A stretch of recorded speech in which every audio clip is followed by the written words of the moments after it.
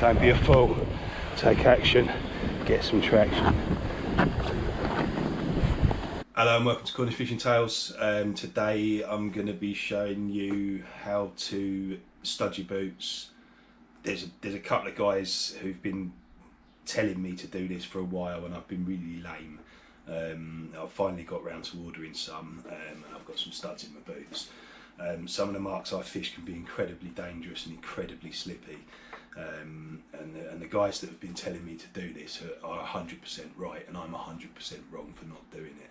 But I have done it finally. So yeah, basically I've ordered some of these tungsten studs.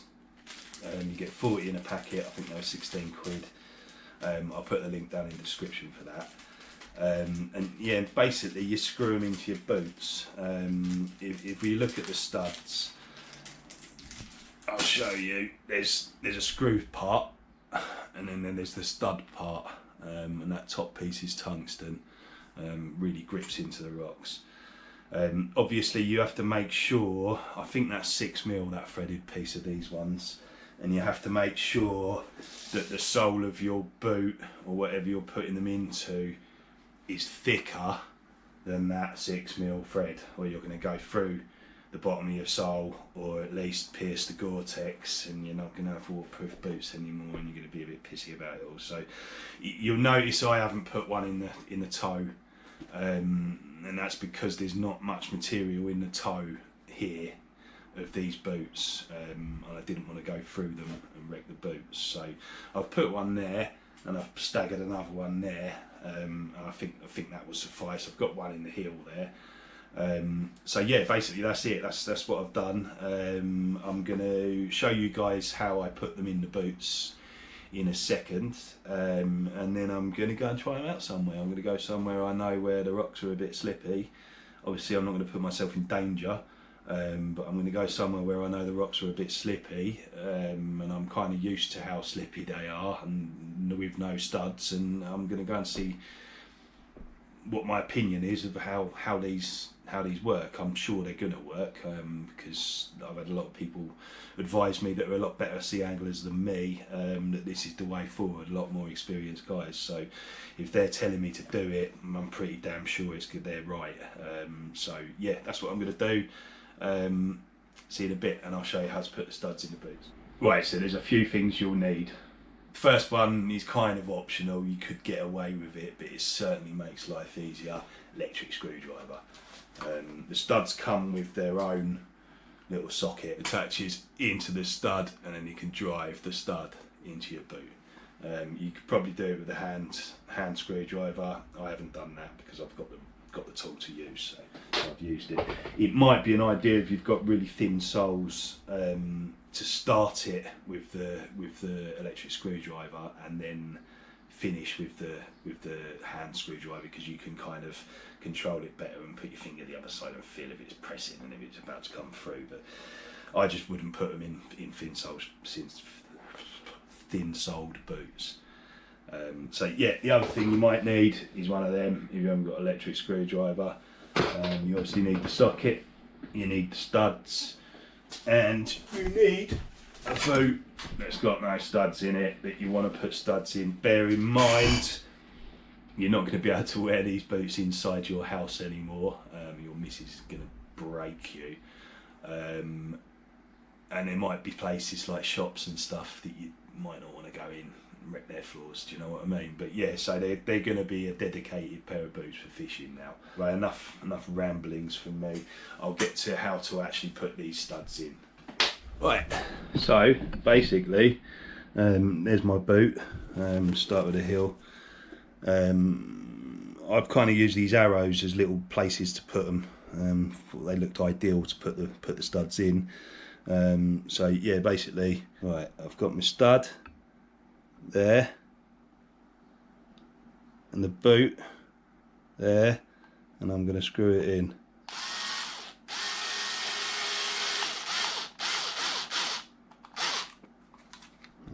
Check it, probably wants to go a tiny bit tighter than that.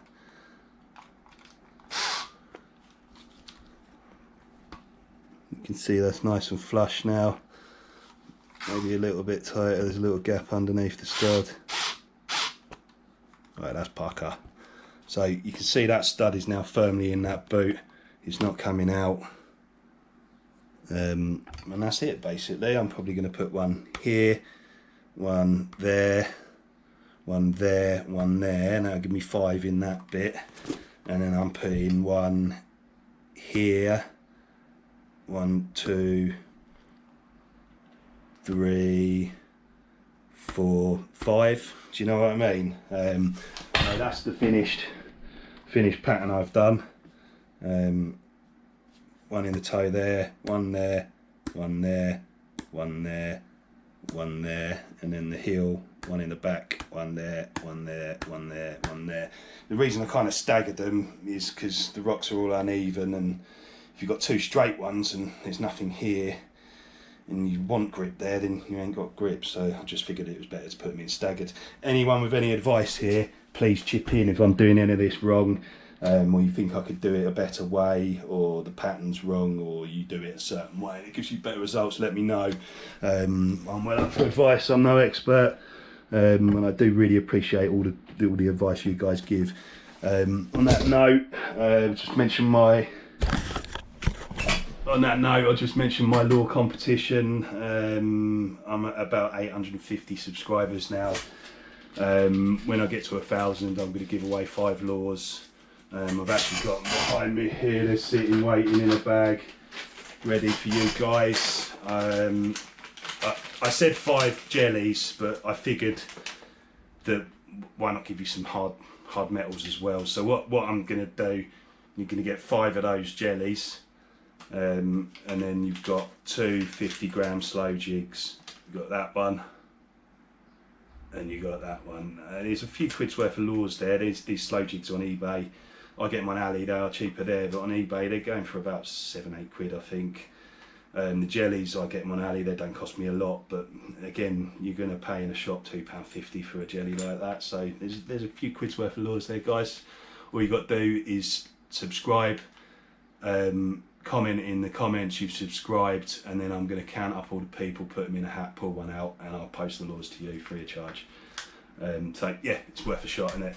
I'm now going to put the rest of these in. I'm also going to do the old fishing wellies. You've got to do the fishing wellies as well, because I've got 40 studs. I'm putting 10 in each shoe, so that'll do 4 boots, 2 pairs of boots, so I'll be able to do my boots and my wellies as well. And that's that for now, really. That's showing you, it's pretty self-explanatory. You screw them into the boot in a pattern, and in a minute I'm going to go down the beach and try them out and see what they work like. See you in a bit. Right, chaps, that's my boots all studded up.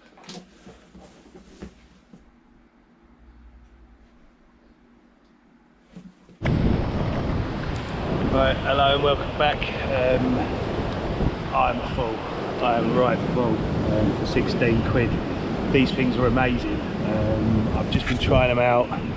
I know this is deadly in the wet. In normal footwear, this brown stuff here, this is, you can see my hand sliding on it, it's slippery as.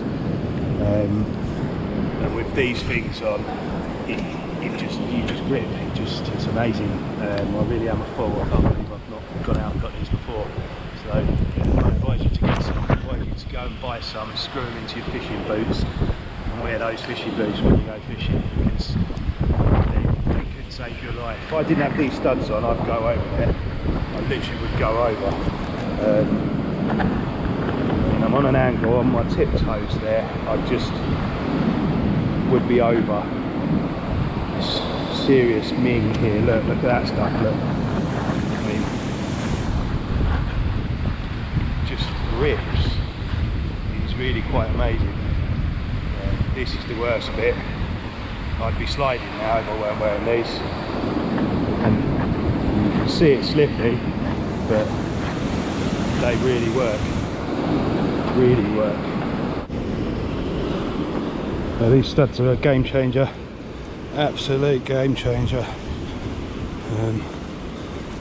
The grip I've got is phenomenal. Still being careful because you never know, but I'd be on my arse on this bit in the wet normally. Normally I'm going down on my arse there because of the slate, but it just grips, man. This really will make fishing so much safer.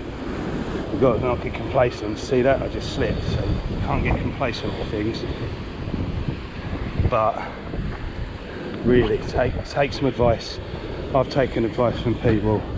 I'm saying they were 100% right, and I was an absolute fool for not doing it. Don't be a fool. Take action. Get some traction. Just had a take.